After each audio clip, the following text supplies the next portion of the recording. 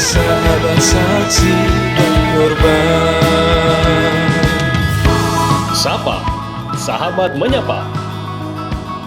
Kita peduli, kita lindungi. Mengadili. 1. Menyatakan terdakwa Richard Eliezer Budiang Lumiu terbukti secara sah dan meyakinkan bersalah melakukan tindak pidana turut serta melakukan pembunuhan berencana, menjatuhkan pidana terhadap terdakwa Richard Eliezer Budiang Lumiu dengan pidana penjara selama 1 tahun dan 6 bulan. Selama 1 tahun dan 6 bulan.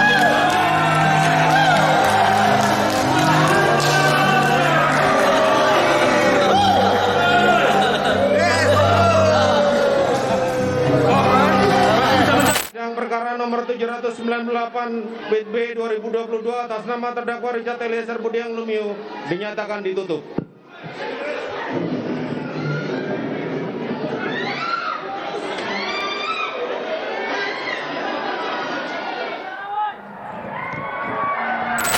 Halo, selamat sore semuanya.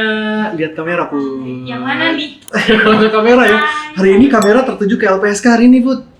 Trending topik juga. Trending topik di Twitter. Kali di Twitter tuh bakal tahu kita tuh masuk trending topik. Keempat tadi yang keempat ya. Keempatnya mungkin malam ini akan jadi nomor 1 nih. Jadi hari ini seperti yang sudah sahabat saksikan di media massa, semua media lah itu akan membicarakan tentang topik yang sangat hangat hari ini. Tentang apa, Put? putusan pengadilan Richard Eliezer. Iya. Nah, hari ini kita disapa. Sapa apa, Put? Nih sampai lupa ya kita kenalin program apa? Kamu grogi yang di tengah, duduk di tengah, auranya kenceng gitu ya, Put ya. Sampai lupa. Sapa sahabat menyapa. Iya, saya Hadi dari Ini Putri. Hari ini kita punya meminta waktu. Hari ini beliau sebenarnya sudah kita meminta waktu secara spesial, secara eksklusif gitu ya. Eksklusif banget. Karena hari ini seingat saya tadi ya, kalau lihat di sosial media itu wajah beliau tuh udah di mana-mana tuh. Terus sekarang diminta lagi ke sini kayak, dan ya udah kata beliau mau datang. Dan ini hanya kita ya. Gila, Ini spesial. eksklusif banget. Nggak dapet tempat lain, langsung datang ke ruangannya Sapa. Hari ini kita akan mewawancara langsung Ketua LPSK berkenaan dengan kejadian keputusan atau vonis vonisnya Richard Eliezer ya. Jadi selamat datang Pak Hasto. Iya. Terima kasih undangannya. Iya. Sama-sama. Ini ke sampai nggak bisa ngomong ya. Wah. Oke. Baik, kita mulai aja ya. Kita mulai aja. Mungkin saya ingin dari Putri aja lah dulu. Saya punya pertanyaan lumayan banyak nanti. Baik, ini dari pertanyaan yang paling basic, sederhana aja nih, Pak. Menurut Pak Hasto nih, bagaimana pandangan Bapak terkait putusan Richard hari ini? Ya, saya secara pribadi sangat bergembira. Seluruh LPSK bergembira dan saya rasa ini seluruh masyarakat Indonesia ikut bergembira dengan putusan hakim yang kita nilai sangat progresif dalam memberikan keadilan kepada Richard Eliezer, terlindung kita sebagai justice collaborator. Dan yang membanggakan LPSK, putusan hakim ini memang menempatkan Eliezer ini sebagai seorang justice collaborator dan mendapatkan hak-haknya, rewards dari hakim dalam peranannya sebagai justice collaborator. Jadi hakim juga merujuk pada Undang-Undang Perlindungan Saksi dan Korban, terutama Undang-Undang setelah perubahan ya, Undang-Undang 31 nomor 31 tahun 2014. Ini sesuatu yang sangat membanggakan kami. Baik, Pak. Nah, itu saya juga tadi kita sempat nonton bareng sebenarnya di aula ya, Pak ya. Dan memang berkali-kali hakim tuh mengucapkan tentang undang-undang yang kita pegang terus tuh, Pak, 31 tahun 2014 itu. Dan saya sendiri tadi ketika kita menonton bersama, Pak, itu juga ada di pemberitaan bahwa LPSK itu bersorak-sorai, bergembira gitu, Pak. Termasuk saya juga ngelihat Bapak ikut terharu dengan putusan hakim tadi. Itu sebenarnya kenapa, Pak, kita harus bergembira seperti itu? Dan kenapa Bapak merasa selama ini kan kita merasa terutama tentang justice collaborator ini itu sesuatu yang masih asing di Indonesia. Bukan hanya di masyarakat awam, tetapi juga di kalangan aparat penegak hukum. Nah, melalui kasus kasus yang menempatkan Eliezer sebagai justice collaborator ini menjadi bahan pembelajaran, penyadaran pada masyarakat luas maupun aparat penegak hukum bahwa ada sekarang subjek baru di dalam sistem peradilan pidana kita yang bisa dilindungi oleh LPSK. Sebagai bagian dari tugas LPSK mengemban mandat Undang-Undang Perlindungan Saksi dan Korban. Ini sesuatu yang istimewa. Karena apa? Karena kebetulan media massa secara luas meliput, mengawal sejak awal sampai akhir. Tiap hari media massa ikut mengawal ini. Jadi saya juga berterima kasih pada media massa Indonesia yang sudah ikut mengawal ini, dan juga rekan-rekan yang menuliskan amicus curiae kepada hakim, dan rupanya ini juga mendapatkan perhatian dari hakim. Dan alhamdulillah ini buat LPSK adalah suatu berkah. Kita apresiasi putusan hakim ini sebagai putusan yang luar biasa, dan mudah-mudahan Eliezer bisa menerima ini putusan dengan baik, dengan tulus. Baik, betul Pak. Dari 12 tahun ke 1 tahun 6 bulan tadi Pak ya? Iya. Betul. Nah tadi sebenarnya Putri sempat bertanya sebelum acara kita nih Pak. Tadi tuh ada yang kejadian Eliezer tuh yang gimana Pak? Diamankan, langsung seperti kayak apakah prosedur pengamanan dari LPSK itu seperti itu Pak? Langsung benar-benar dijaga? Oh iya, ini meskipun saya tidak di lokasi ya, saya tadi mendapatkan laporan, memang kemudian ada situasi yang agak chaos ya di pengadilan, terutama di luar ruang sidang, dan itu dikhawatirkan akan membahayakan Eliezer juga. Jadi para pengawal LPSK ini rupanya taat pada prosedur. Nah, prosedurnya memang begitu, kita harus mengutamakan keamanan dan perlindungan pada Eliezer sebagai justice kolaborator ini. Ya seperti itu. Ya, makanya tadi lumayan heboh ya, sigap-sigap, kemudian ya, jadi karena saya pertanyaan. dengar memang di sana terjadi chaos, bahkan wartawan juga sempat menerobos mau masuk gitu ya. Dan kalau di luar sidang ini kan siapapun bisa hadir. Ya. Betul. Kita tidak tahu itu siapa. Sangat mungkin orang-orang yang bisa membahayakan Eliezer. Jadi ya, terima kasih pada para pengawal LPSK ini juga. Keren. Tapi pertanyaannya nih Pak, kok yang awalnya perempuan sih Pak? Apa gara-gara Richard Eliezer nih Pak? Karena Enggak festival juga, karena begini ya, untuk menghadapi barangkali kemungkinan serangan dan sebagainya, biasanya perempuan ini mempunyai daya tangkal yang cukup baik. Oh. Makanya di dalam pengamanan demo kan seringkali pengaman yang pertama kan polwan itu, supaya orang juga segan untuk melakukan kekerasan. Saya kira itu pertimbangan yang pertama. Fans clubnya jangan curiga, ternyata memang ada ya. Ternyata memang ada gitu. Berarti jika ingin menjadi JC Pak, kan kita tuh JC tuh mengungkap fakta gitu Pak ya. Iya. Terus pesannya untuk JC ini apa Pak? Ya, kalau seseorang yang terlibat di dalam suatu tindak pidana dan dia bukan pelaku utama tentu saja ya, dan dia mempunyai kesaksian yang sangat signifikan sehingga bisa membongkar suatu tindak pidana itu secara lebih lugas, lebih tuntas, ya tentu saja nanti LPSK akan bisa melakukan investigasi dan assessment ya, apakah orang ini memang memenuhi syarat untuk bisa menjadi justice collaborator. Tentu saja selain bukan pelaku utama, kesaksiannya signifikan di dalam proses pengadilan, juga kesediaan dia untuk memberikan pengakuan secara benar, secara jujur dalam mengungkap peristiwa pidana itu. Baik. Oke. Mungkin ini, karena kan juga yang sempat kita bahas nih udah, jadi memang banyak tuh Pak, waktu divonis 12 tahun itu banyak komentar netizen yang bilang ngapain jadi JC kalau kayak gini, nggak dihargain kejujurannya. Nah mungkin dengan putusan hari ini, pertanyaan-pertanyaan netizen yang penuh keraguan itu mungkin bisa sedikit ada penerangan. Ya alhamdulillah kita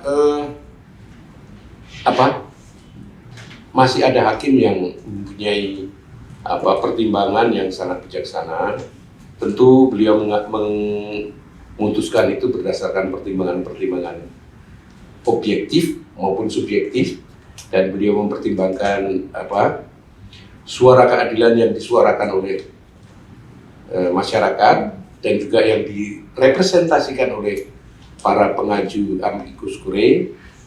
Alhamdulillah hakim bisa muncul seperti itu.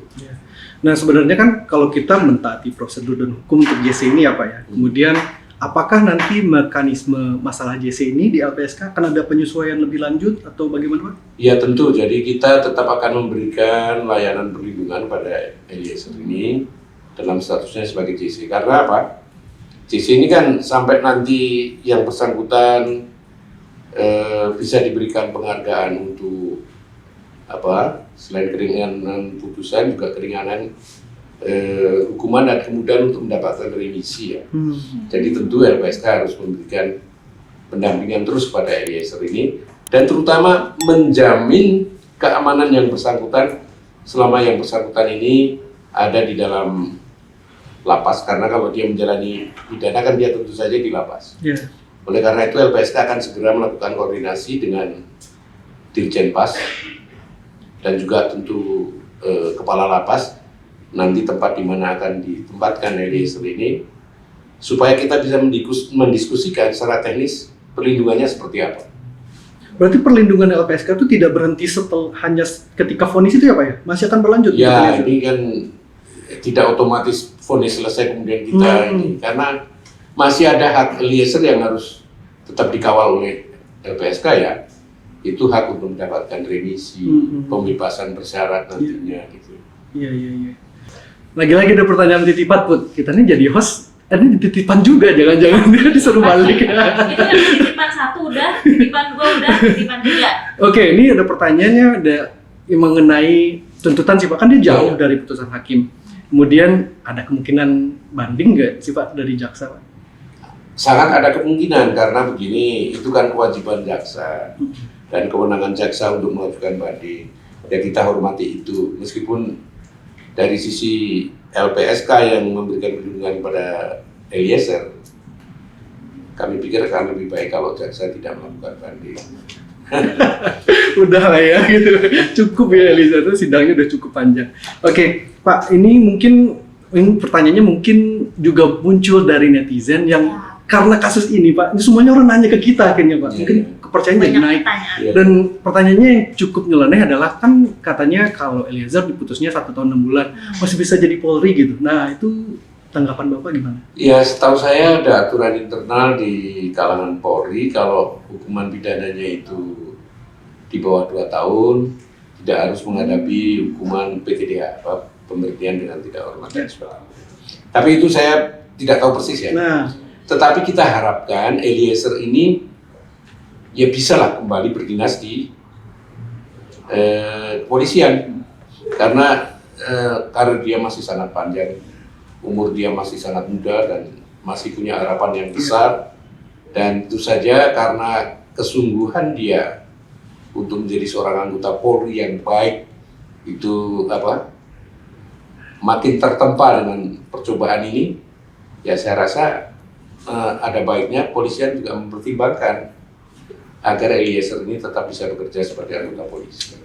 Itu pandangannya Pak ya? Ya. Nah itu kepada netizen, kepada sahabat semua. Dan nanti ini udah dijawab nih pertanyaan titipannya. Kalau nanti ada pertanyaan yang lain jangan nanya jodoh. Nggak ada lagi nih. Udah, ada kita. Banyak ya? Oke, silakan Bu, sampaikan apa yang terakhir. Closing statement ya. Oke, jadi itu pembicaraan kita nih sebenarnya singkat, padat, tapi insya Allah nih mudah-mudahan pertanyaan netizen tadi kan dari yang kita tanyakan itu bisa terjawab satu persatu. Dan untuk fansnya Icat, untuk fansnya salah ya, maaf, untuk fansnya Icat tetap support apapun yang terjadi lah. Gitu aja, karena kan banyak banget nih masyarakat, apalagi khususnya yang kemarin sempat diwawancara juga. Iya, makanya jangan disebutin, Oh, ya. cek YouTube kita. Makanya Oh, iya, subscribe, like, tuh lonceng dinyalain, udah tahu bahwa udah Bisa, datang ke sini. kan. Ada. Udah, kalau nggak nonton nggak tahu bahwa seru banget waktu itu yang datang ke sini. Mungkin juga dari Bapak, Pak, mungkin kepada masyarakat, bukan hanya untuk kasus ini ya, Pak, ya memang pada dasarnya ini peliputan sangat masif gitu. Mungkin ada yang bisa disampaikan kepada masyarakat Indonesia, Pak, masalah mungkin hukum atau LPSK-nya sendiri? Ya, Silakan, Pak. khususnya kepada fansnya Richard ya. Kami juga mengucapkan terima kasih atas dukungannya. Tetapi pesan saya jangan berhenti hanya mendukung Richard Eliezer aja nih. Karena Richard Eliezer ini kan satu kasus saja. Dan begitu banyak kasus-kasus kejahatan atau tindak pidana yang terjadi. Justru saya mengundang agar para fans